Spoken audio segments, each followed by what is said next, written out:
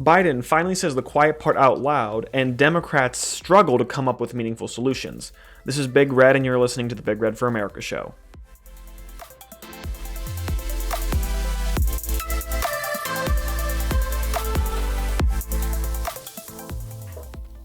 It brings me no joy. Well, I mean, who am I kidding? It actually brings me a lot of joy to be proven right, but I wish I wasn't right about this. Joe Biden finally let the cat out of the bag and said the quiet part out loud in regards to his energy policy.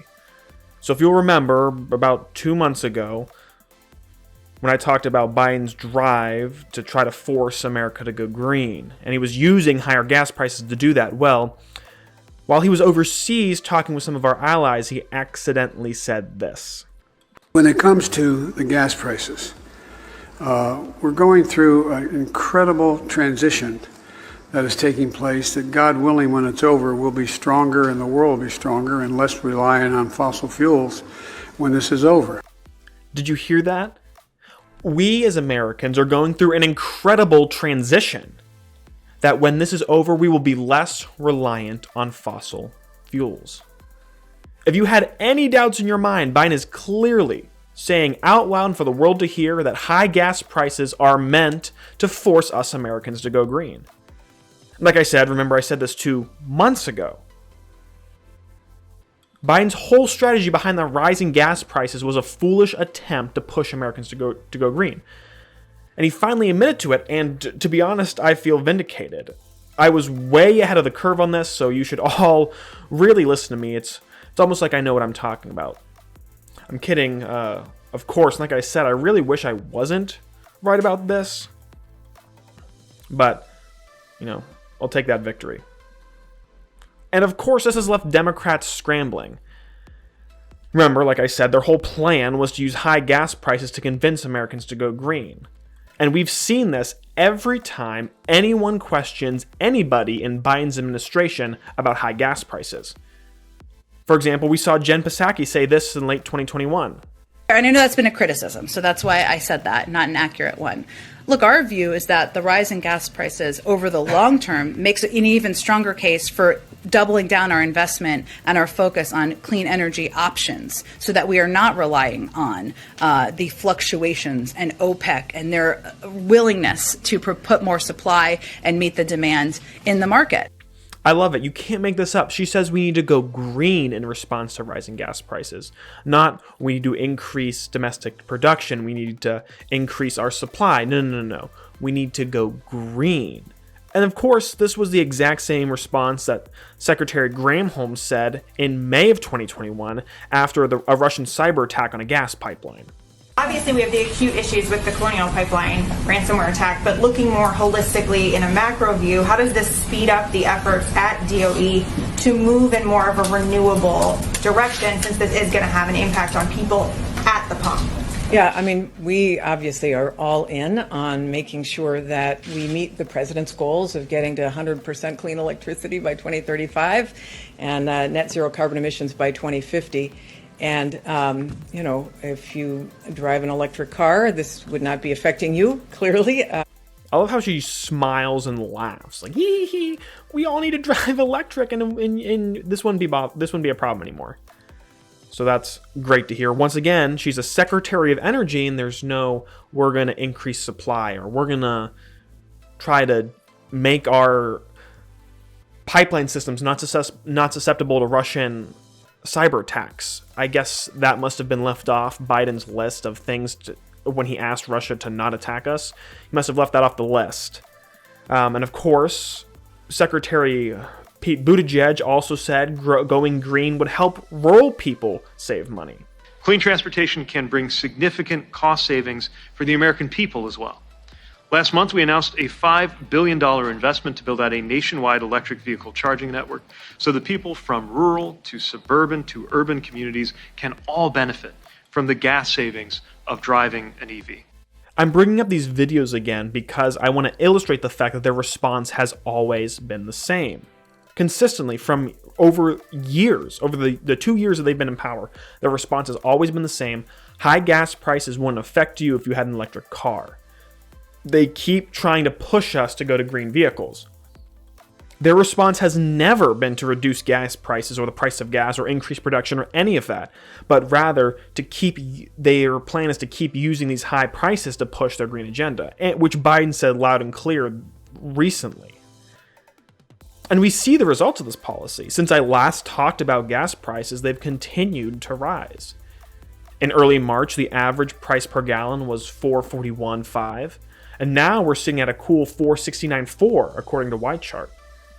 In fact, gas prices have now surpassed $4 a gallon in all 50 states, which is a first in history. So congratulations, Joe Biden, for your administration setting another record. First, you have the inflation record, and now you have 2 gas price records. So congratulations, you were really building back better. And of course, the normal Democrat response is to try to blame anyone except who's actually responsible, which is their own policies, for the rise in gas prices. So I remember their first excuse was that the gas prices were transitory because of increased demand for gas once the American economy reopened. This is espoused in a USA Today, quote, fact check article in June 2021, which was titled Fact Check: Rising gas prices due to high demand and low supply, not Biden's policies. Now, this is absolutely partially true. Low demand during COVID did drop the price of crude oil, which resulted in producers cutting back their production. And as the world reopened, we did experience increased demand, while still having the low supply. But American production won't return to its pre-COVID levels, according to the Energy Information Administration, until past 2022, if they'll ever recover. So why isn't America rushing to reamp our gas production? And the answer is Biden's antagonistic policies. So let's cross off increased demand. While that is for sure to blame for some increase in gas prices, that's not why we're seeing what we're seeing now, because the simple counter to this would be to increase our own production. But we're not. So next, they tried to blame Putin for the rise in gas prices. And like I pointed out on the last podcast I did on these gas prices, that they did bump pretty significantly, like 20 cents, I want to say, once Putin invaded Ukraine and the U.S. stopped importing Russian oil. But as much stink the Democrats make about this, Russia only accounts for about 8% of all our oil imports. So losing 8% of our supply would certainly result in a rise in prices. But I think our dependence on Russian oil is greatly overstated, or at least greatly overimplied. But we even saw after Russia's invasion, so let's look in late April, we actually see a dip in gas prices, going down to almost $4 a gallon, until pivoting and continuing to climb to their current levels. So let's listen to Secretary Granholm again shift the blame back to Putin in a heated exchange with Senator Josh Hawley. Do you agree with the Democrat members of this committee that oil and gas companies are engaged in price gouging? I haven't heard them say that they are engaged in price gouging. I've heard people say that it's something to be looked at. As a former attorney general, I looked at that when I was the attorney general of Michigan to make sure that it happened. And there were some isolated instances where that was happening. So for the sake of the people that we all care about, we want to make sure there's no gouging at all. But I'm not saying, and I don't know that anybody's saying that there's wholesale gouging. We had an entire hearing with an entire group of people on this dais absolutely accusing companies of price gouging. So she correctly explains the, quote, basic laws of economics, but completely ignores the fact that Biden and her administration have been constantly cutting back American oil supply by canceling leases, pipelines, and implementing costly regulations and halting on-site drilling. Ted Cruz has a great timeline of Biden's antagonistic policies towards the oil and gas industries and the effect it had on the price per gallon of oil. For example, as soon as Joe Biden took office on January 20th of 2021, he stopped the Keystone Pipeline. Moving forward, on May 7th, 2021, after the Russian cyber attack, he takes 30% of the land off limits to oil and gas drilling. June 1st, he halts drilling in the Arctic Reserve. He then overturns the Trump natural gas regulations. Later that year, November 15, once they're questioned again on the rising gas prices, he stops drilling in the Chicao Canyon. October 29th, so about 2 weeks earlier, he begins the, quote, social cost of carbon, which increases the price it takes to start drilling. We see in February 2022, February 24th of 2022, that Russia finally invades Ukraine. We see a steep increase there. But it doesn't matter. Biden still has the SEC propose a new anti-oil rule after that. We see prices go up again. And most recently, so we're looking at May of this year, gas prices are at record high levels. Biden decides to cancel the remaining lease sales in Alaska and the Gulf of Mexico.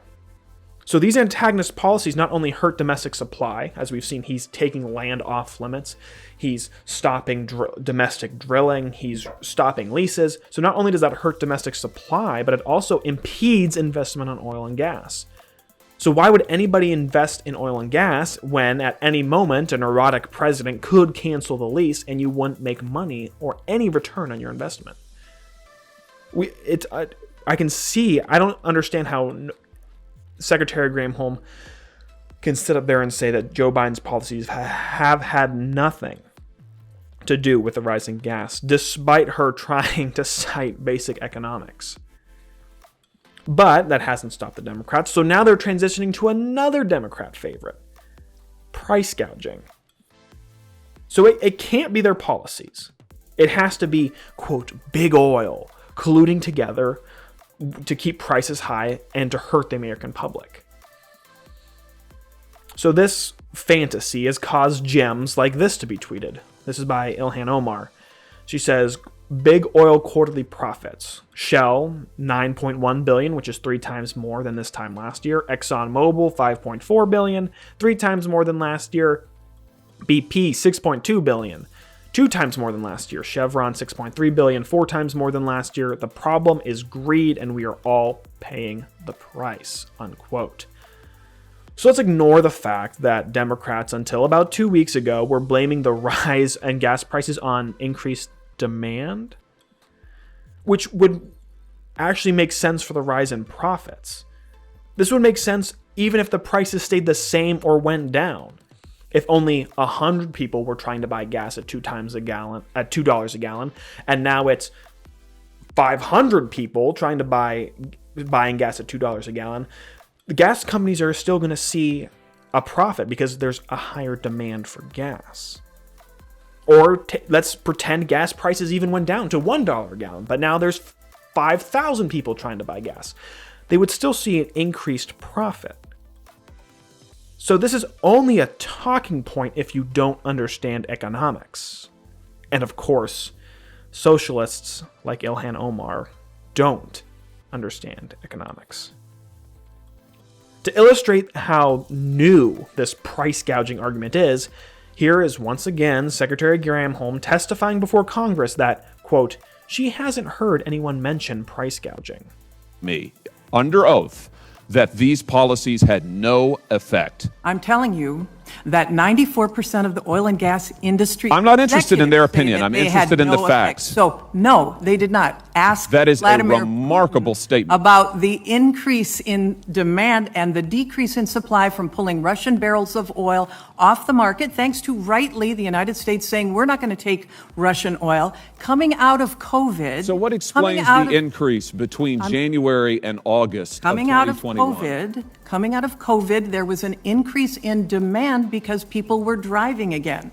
When there was no demand, the prices dropped. That is a basic law of economics. The prices dropped. I have to say, Madam Secretary, with all due respect, your answers are insulting. And they are insulting to the people of Missouri who are looking for action.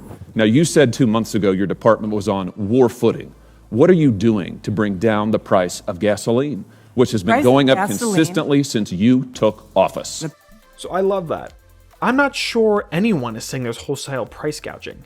And that was on April 20. That was tweeted out on April 28th. And Ilhan Omar tweeted this out 2 weeks later. She tweeted out that tweet about the profits 2 weeks later.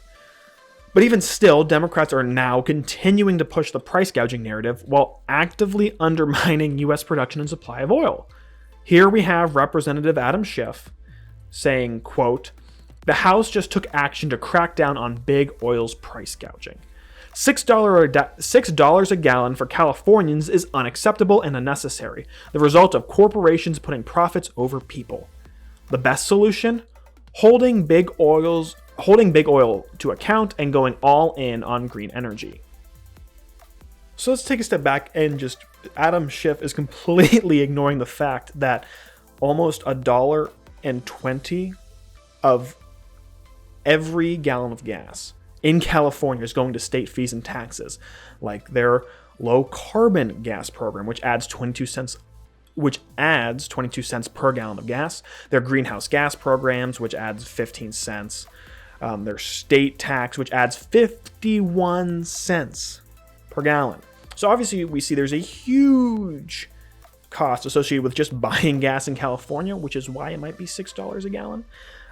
So if you actually took away all that unnecessary taxation on it, you would see lower prices. But this still completely unaccounts for that the actual best solution would be to promote U.S. supply and production of oil. So increased supply with constant demand will do what to prices? Oh, of course, basic economics. It will bring them down. But that's not what Representative Schiff's advocating for. He's advocating for more government regulation of the gas industry, which leads to increased cost of production and which leads to increased prices, and decrease in supply of gas by trying to push green energy, sin nuclear of course, when America clearly isn't ready for it. He wants to go all in on green energy. This in no way will reduce the price of gasoline for Californians or for the rest of America. So like Schiff said, the House of Representatives actually passed an anti-gouging bill, which is on its way to the Senate for a vote. And what's in the bill?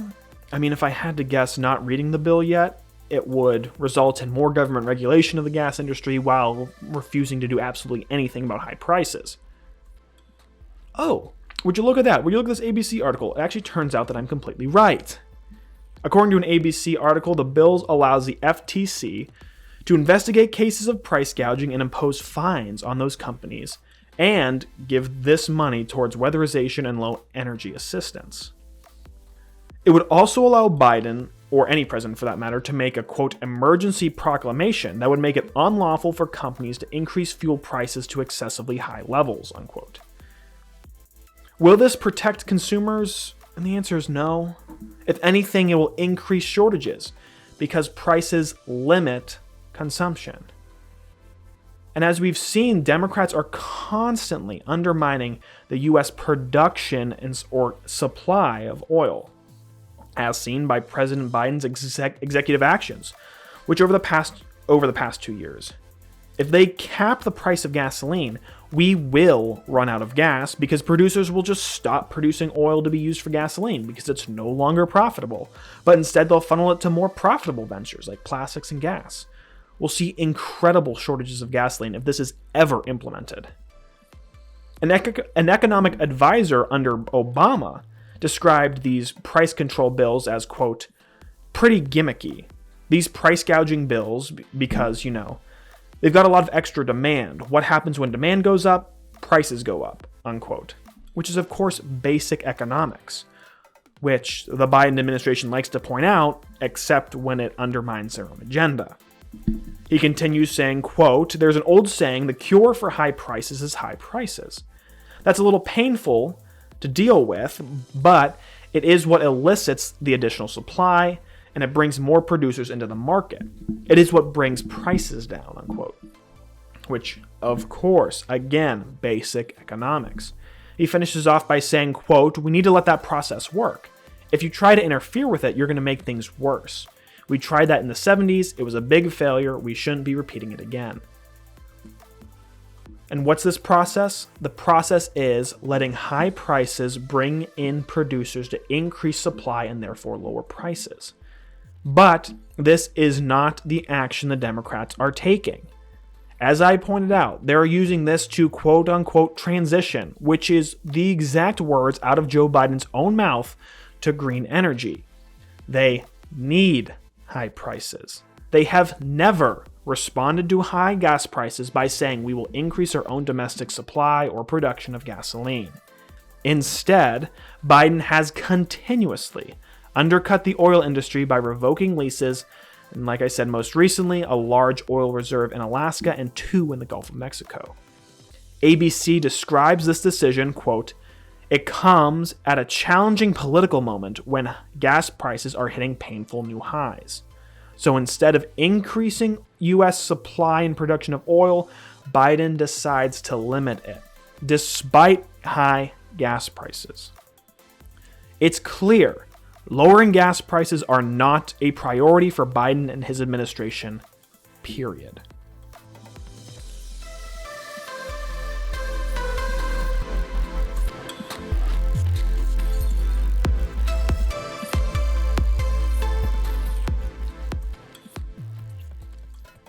But remember, like I said, 2 months ago, high gas prices actually undercut Biden's whole plan. Like I said last time, high gas prices, which leads to inflated prices of almost all goods and services, hurts the middle class and lower classes, which are who he wants to be buying electric cars. So after sapping away the savings of millions of middle and lower class Americans with inflation, he has the nerve to suggest we buy expensive electric cars? It doesn't make any logical sense. But that isn't stopping the administration, who hasn't thought one step deeper to their plan of raising gas prices to force this transition. So what are the big Reddit takeaways for this episode? First, I'm right, and I'm always right. Joe Biden has finally admitted that he is using high gas prices to transition America to green energy. The second is that Democrats cannot produce a meaningful solution because they simply don't want to. All their policy priorities are set at forcing us to go green and limiting U.S. supply and production of oil. But producing more oil would be the only thing to help us lower gas prices. And finally, this whole plan to force a transition to green energy is not very well thought out. Using high inflation and inflated gas prices to then encourage Americans to buy expensive electric cars just doesn't make sense because we no longer have the money to do so. But when has some simple things like logic and facts stopped the Democrats before? Thank you for tuning in to this week's episode of the Big Red for America show. I will see you all next week.